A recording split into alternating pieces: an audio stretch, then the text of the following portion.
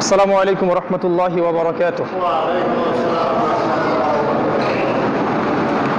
إن الحمد لله نحمده ونستعينه من يهده الله فلا مضل له ومن يضلل فلا هادي له ونشهد أن لا إله إلا الله وحده لا شريك له ونشهد أن محمدا عبده ورسوله.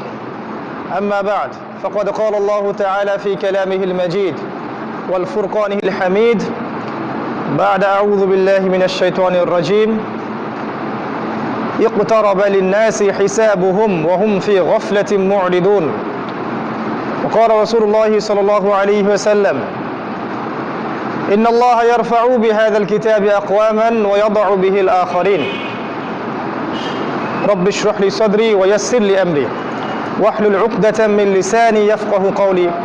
اللهم فقهنا في الدين وعلمنا التأويل آمين يا أرحم الراحمين.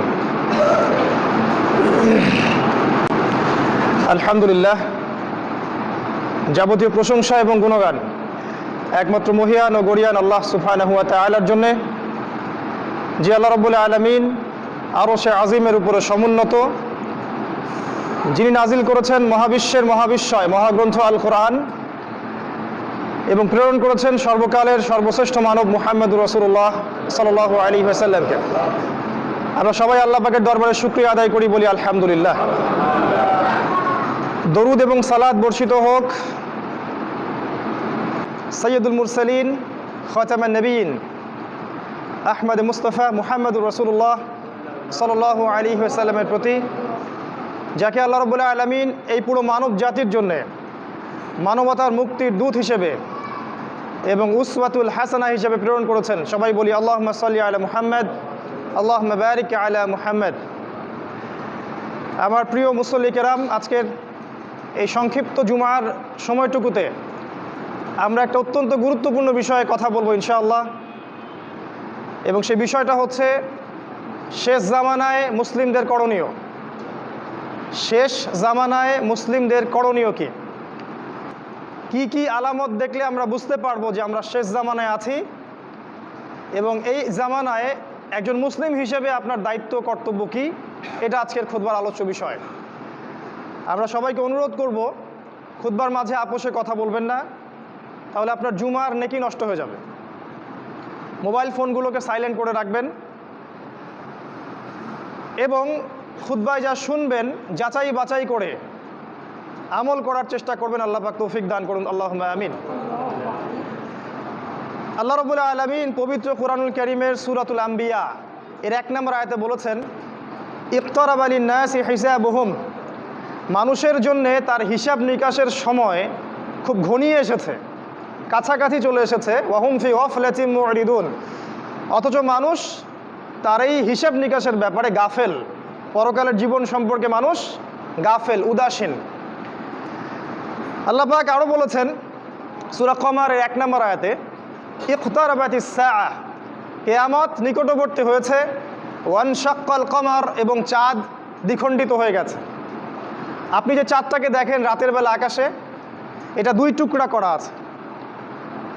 কাফেররা আমাদের নবীকে জিজ্ঞাসা করেছিল, আপনি যদি নবী হয়ে থাকেন তাহলে একটা মোজেজা দেখান, মানে অলৌকিক কিছু দেখান। নবী সাল্লাল্লাহু আলাইহি ওয়াসাল্লাম আল্লাহর কাছে দোয়া করলেন এবং হাতের ইশারা দিয়ে চাঁদটাকে 2 খণ্ড করে দিলেন, এবং কাফেররা এটা দেখেছে, মক্কার কাফেররা নিজ চোখে এটা দেখেছে। তাই এই চাঁদটা 2 খণ্ডে বিভক্ত করা আছে। আল্লাহ পাক কোরআনেও সেটা বলেছেন যে চাঁদকে দ্বিখণ্ডিত করা হয়েছে, কিয়ামত কাছাকাছি চলে এসেছে। অনেক সূরায়, আমপাড়ার যতগুলো সূরা আছে দেখবেন আম্মা ইয়াতাসাআলুন, তারা কি বিষয়ে জিজ্ঞাসা করছে, আনিন নাবাইল আযীম, মহান সংবাদ সম্পর্কে, আল্লাযী হুম ফীহি মুরিদুন, তারা সেই বিষয় থেকে মুখ ফিরিয়ে নিচ্ছে। কাল্লা সায়ালামুন, কখনো নয়, তারা শীঘ্রই জানতে পারবে। সুম্মা কাল্লা সায়ালামুন, আবারও বলছি কখনো নয়, অবশ্যই তারা জানতে পারবে। সূরা তাকাসুরের মধ্যে এমন কথা আছে, সূরা জিলজালের মধ্যে আছে, সূরা হজের মধ্যে আছে। আল্লাহ পাক বলেছেন ইয়া আইয়ুহান নাস, হে মানব জাতি, ইন্না জালজালাতাস সাআহ শাইউন আযীম, কিয়ামতের ভূমিকম্প প্রচণ্ড শক্তিশালী ভূমিকম্প। কত শক্তিশালী?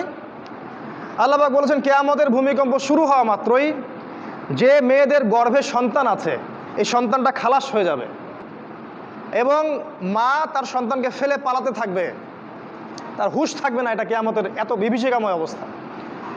সূরা আবাসার মধ্যে আল্লাহ বলেছেন শেষের দিকে, ইয়াউমা ইয়াফিরুল মারউ মিন আখিহি, যখন কিয়ামত শুরু হবে মানুষ তার ভাইকে ফেলে চলে যাবে, ওয়া উম্মিহি ওয়া আবিহি, তার মাকে ফেলে চলে যাবে, ওয়া সাহিবাতিহি ওয়া বানি, সন্তান বাবাকে চিনবে না, স্বামী স্ত্রীকে চিনবে না।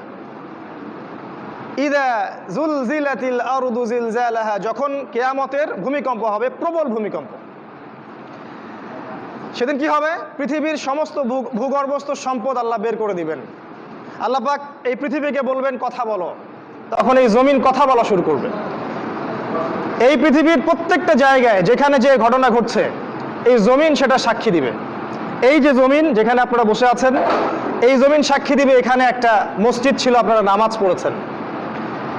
যেখানে বসে সুদ খাচ্ছেন, যেখানে বসে সিনেমা দেখছেন, যেখানে জুয়া খেলছেন, ধর্ষণ করছেন, ওই প্রত্যেকটা জমিন কিয়ামতের মাঠে আল্লাহর সামনে দাঁড়িয়ে কথা বলবে, সাক্ষী হিসেবে কথা বলবে। শুধু তাই নয়, আল্লাহ পাক বান্দাকে ডেকে তার পাপগুলোকে দেখাবেন।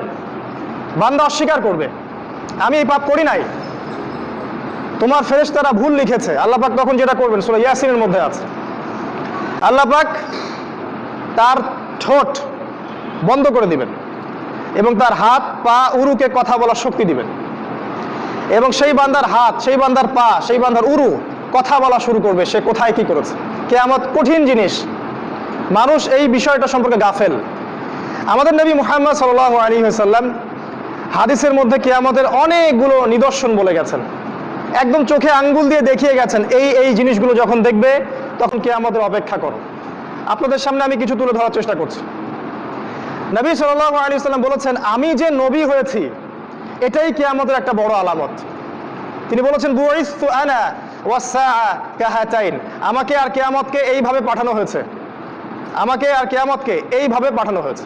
মানে এই দুই আঙ্গুলের মাঝে যতটুকু দূরত্ব, আল্লাহ রাসূল সাল্লাল্লাহু আলাইহি ওয়াসাল্লাম আর কিয়ামতের মাঝখানে এতটুকু দূরত্ব আছে। এই হাদিসটা উনি বলেছেন 1400 বছর আগে।